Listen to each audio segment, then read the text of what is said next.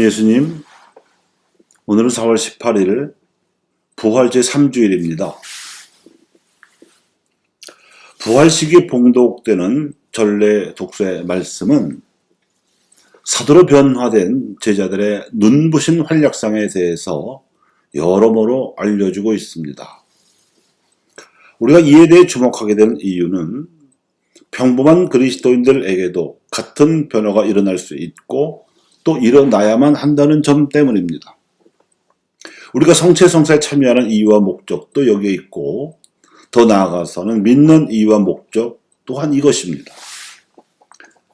사람은 누구나 자신이 지니고 있는 실존적 기반, 즉 신체적인 상태는 기본이고 감정과 정서 등의 심리적 날씨를 비롯해서 경제적인 이해관계나 정신적인 정체성에 따라서 판단하고 행동하기 마련이고 그 반대는 거의 불가능합니다.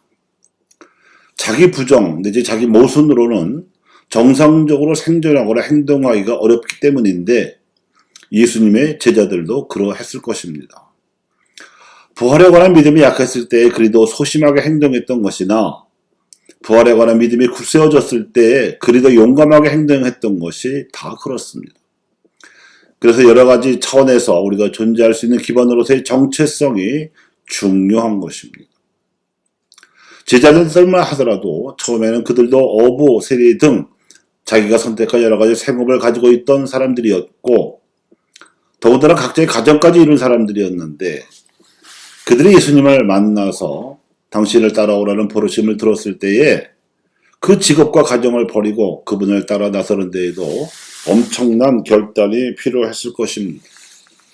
그래서 예수님의 공생활 동안에는 자신의 결단에 따른 부담이 워낙 커서 그분의 가르침이 귀에 잘 들어오지 않았을 것이고 그러나 부활하신 예수님을 만나고 나서는 그분의 부활에 대한 믿음이 워낙 분명해졌기 때문에 일생과 목숨을 바쳐서라도 그분의 뒤를 따를 수 있었을 것입니다. 이렇듯이 제자들이 사도로 변화된 데에는 예수 부활에 관한 믿음이 자리 잡고 있었고 그 믿음이 놀라운 변화를 만들어낼 수 있었습니다. 그렇다면 어떻게 예수님께서 제자들을 사도로 변화시키기 위해서 노력하셨는지를 살펴보겠습니다.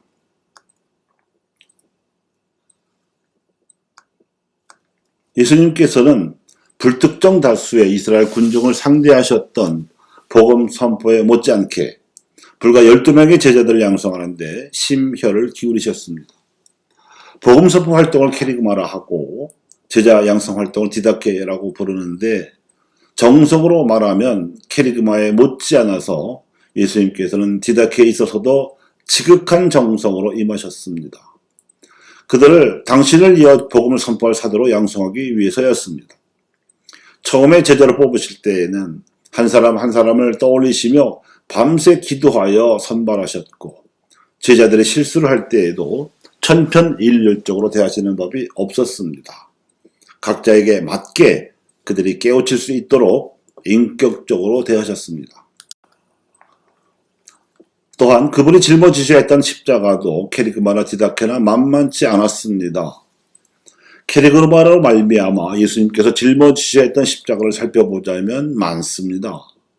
군중은 시도 때도 없이 찾아와서 도움을 청했고 기적이라도 일으켜서 도움을 주면 감사하거나 믿음을 간직하기는커녕 돌아서서 잊어버리는 수가 다반사였으며 그러다가 막상 예수님께서 어려움에 처하시자 일상사에 매몰되어 외면하기 일쑤였고 그래도 조금이라도 이익이 보이면 막무가내로 몰려들어 조르기도 했으며 함구령을 내려도 다짜고짜로 소문을 내서 퍼뜨리는가 하면 이로 인해 유다교 지도층이 예수님을 요주의 인물로 지목하게 되고 급기야 순환과 죽음을 당하게 되시고 말았습니다.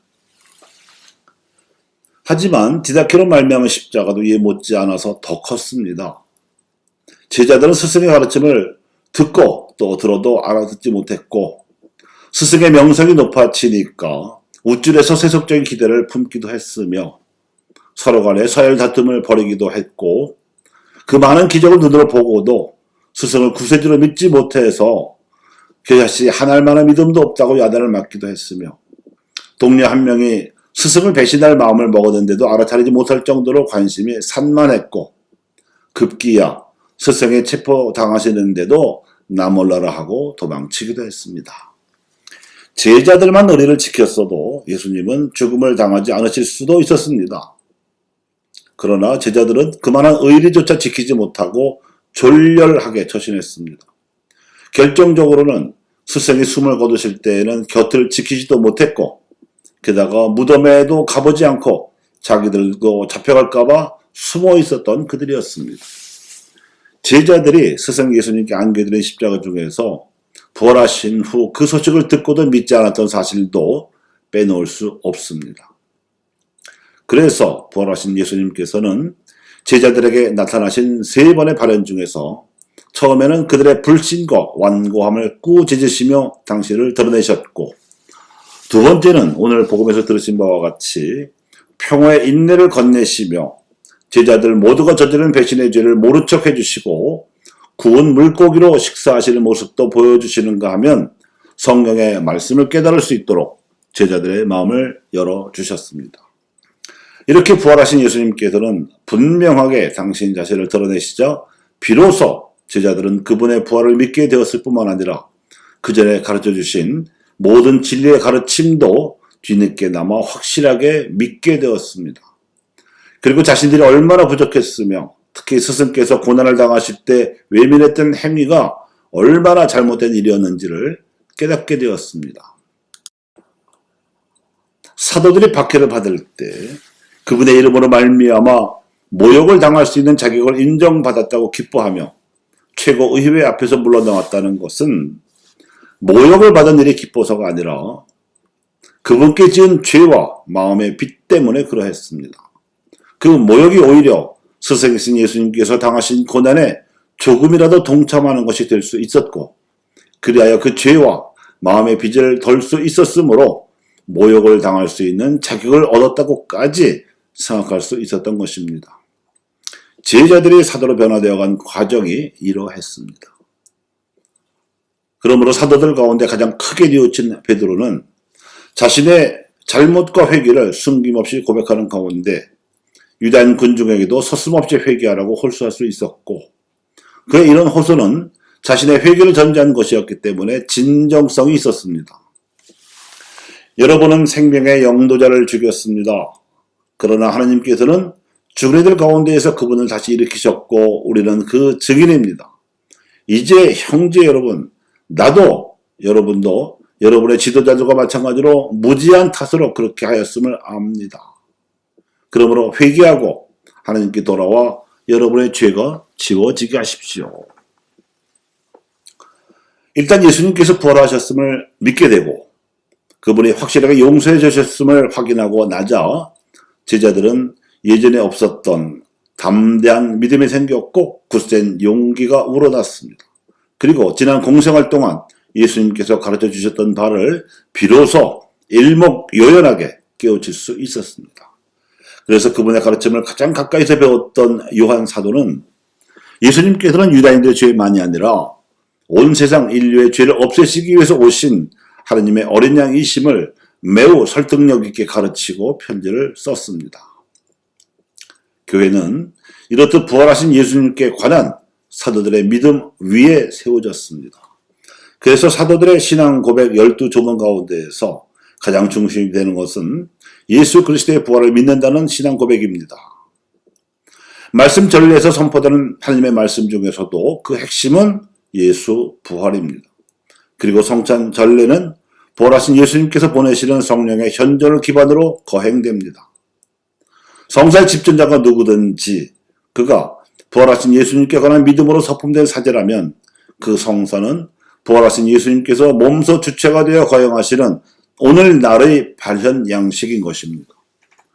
이를 상기시키기 위해서 사제는 성사들은 물론 미사에서도 시작 때와 마침 때와 또 중간에도 중요한 순간마다 주님께서 여러분과 함께라는 예수님의 인사를 대신 전하면서 그분의 현존을 상기시켜 주는 것입니다. 그런데도 많은 경우에 미사에 참여하는 그리스도인들은 그분의 현존을 종종 망각합니다. 마치 부활하신 예수님을 만나고서도 그분을 알아보지 못했던 제자들을 방불케 합니다. 예수님을 십자가 죽음으로 몰아넣었던 아기들의 경우를 생각해 보면 그들은 나름대로 치밀하게 범죄를 계획했었던 것 같습니다. 밀구자를 이용하여 체포한 과정이 그러했고 빌라도를 윽박질러 사형 언도를 유도해낸 과정이 그러하며 사두가이들의 혁명당원들과 바라빠 석방을 대가로 군중을 선동한 야합 행위가 그러하고 빈 무덤을 합리화하기 위하여 제자들이 예수님의 시신을 훔쳐갔다고 경비병들을 매수한 행위가 또한 그러합니다. 이렇듯 사람이 죄를 지을 때에는 제법 똑똑해집니다. 또한 예수님 생전에 도움을 받기 위하여 여러 사람들이 애를 썼던 일을 생각하면 그들 역시 나름대로 머리를 많이 썼습니다. 가나안 여인은 마귀들인 딸을 고쳐보려고 예수님과의 대화에서도 강아지도 주인이 상에서 걸린 부스러기는 주워 먹지 않느냐는 논리로 그분의 양보를 끌어냈으며 로마인 백인대장은 죽을 병에 걸린 자기 하인을 고쳐주기 위하여 극진한 예우로 예수님을 감동시키기도 했었습니다. 빵의 기적 당시의 군중은 예수님을 억지로라도 임금으로 모시기 위하여 쫓아오기도 했었지요.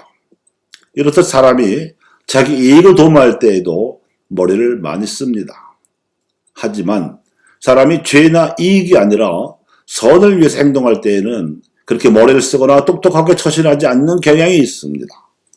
우리가 지닌 선한 지향만으로도 일이 완성될 것처럼 게으르게 생각하고 행동하는 경우가 다반사입니다. 하지만 하느님의 일도 세상의 일 못지않게 머리를 써야 합니다. 인내도 발휘해야 합니다. 무엇보다도 예수님의 처신을 눈여겨보아야 합니다. 그래서 우리가 미사 때 반드시 예수 그리스도의 복음을 듣는 것입니다. 예수님께서 캐리그마에 있어서나 디다케에 있어서 최선을 다하셨으면서도 십자가 죽음을 받아들이실 수 있었던 이유와 근거는 부활을 믿으셨기 때문입니다. 십자가와 부활은 신앙 진리의 공리입니다. 그러므로 우리가 하나님의 일을 하거나 선한 지향으로 무언가를 할 때에도 십자가를 각오하고 부활에 관한 믿음으로 해야 합니다. 그러면 반드시 그 지향이 풍성한 결과로 돌아옵니다. 이것이 우리 그리스도인들의 정체성입니다. 그러므로 교우 여러분, 불신과 완고함에서 벗어나서 담대한 믿음과 굳센 용기를 갖춘 사도로 변화된 제자들처럼 우리 자신의 거룩한 변화를 위하여 힘쓰시기 바랍니다. 감사합니다.